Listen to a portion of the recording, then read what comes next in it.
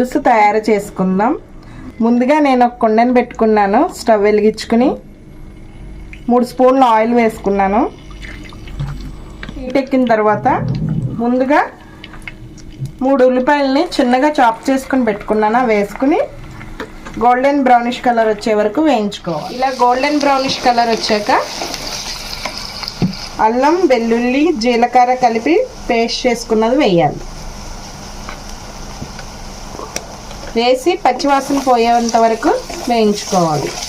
ఒక 3 పచ్చిమిరపకాయలు వేసుకోవాలి.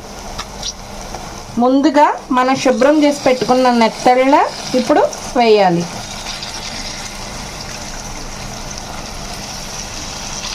ఒక 1/2 టీ స్పూన్ పసుపు వేసుకోవాలి. 1 స్పూన్ కారం,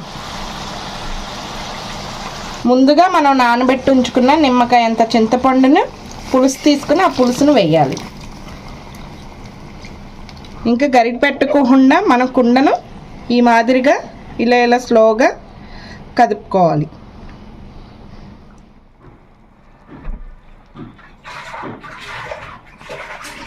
ఇప్పుడు పులుసు ఇలా మరుగుతూ ఉండగా 4 బెండకాయలను కట్ చేసుకొని వేసుకోవాలి.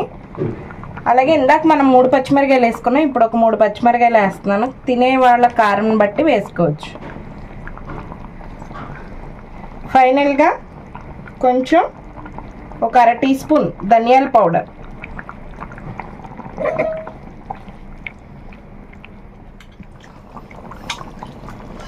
ఫైనల్గా కొంచెం కొత్తిమీర, కరివేపాకు వేసుకుంటే అంతే, ఎంతో టేస్టీగా ఉండే గుమగుమలాడే నెత్తళ్ళ చిన్న చేపల పులుసు రెడీ.